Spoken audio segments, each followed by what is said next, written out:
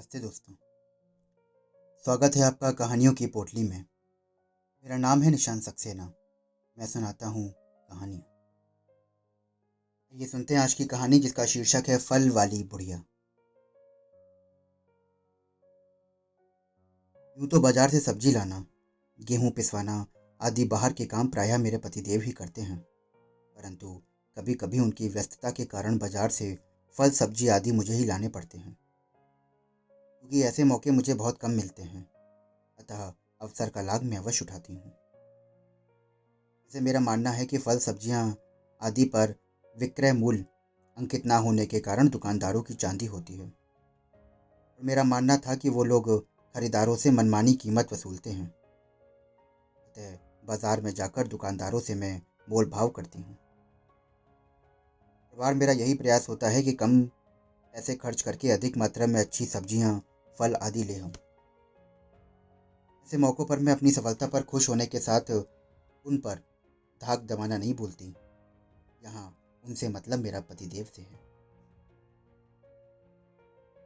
ऐसे ही एक दिन आत्मविश्वास से भरी मैं बाजार गई।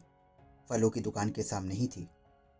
तीन चार दुकानों पर भाव पूछने के बाद एक दुकान पर बैठी बुढ़िया से मोल भाव करने लगी। अंततः काफ़ी कम कीमत पर मैंने उससे 2 किलो सेब खरीद लिए और अपनी सफलता पर मन ही मन मुस्कुराती हुई मैं आगे बढ़ गई।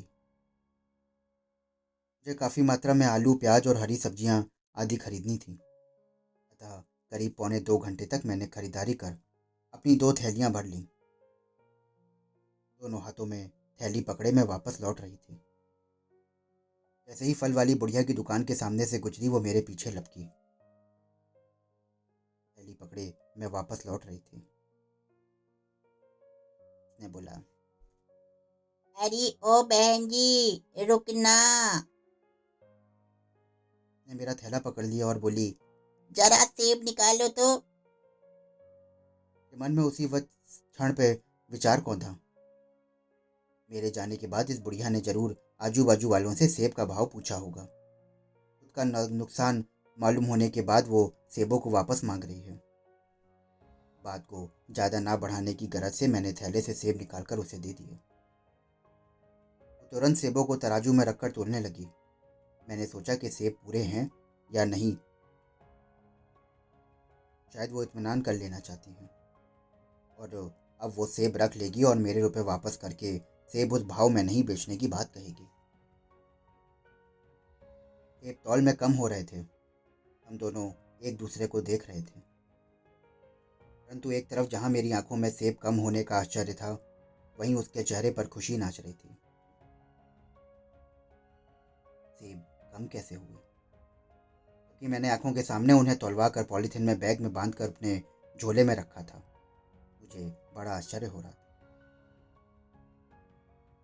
मैंने देखा कि उस बुढ़िया ने 3 सेब तराजू में और डालकर 2 किलो तौल में पूरे कर दिए।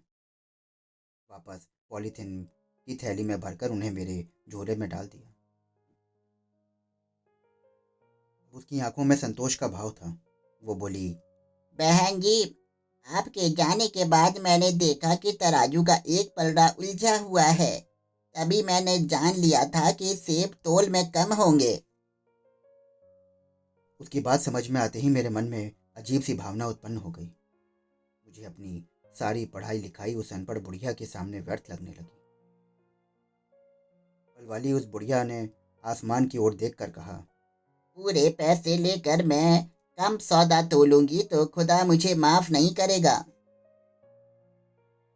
बुढ़िया की ईमानदारी के आगे मैं नतमस्तक हो गई। उसके व्यवहार ने मेरे दिल को गहराइयों तक छू लिया। तो दोस्तों, अभी आप सुन रहे थे कहानी फल वाली बुढ़िया। आशा करता हूँ कि आपको ये कहानी बेहद पसंद आई होगी। अगर आप ऐसी ही कहानियाँ सुनना चाहते हैं तो मेरे चैनल को फॉलो करिए, सब्सक्राइब करिए। और हमारी ये कहानियाँ आपको कैसी लग रही हैं हमें ज़रूर बताएं। हमसे जुड़ने के लिए हमारे डिस्क्रिप्शन बॉक्स में इंस्टा आईडी और मेल आईडी दी हुई है।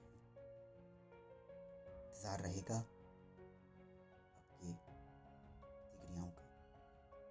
फिर मिलता हूँ आपसे नई कहानी के साथ। शुक्रिया।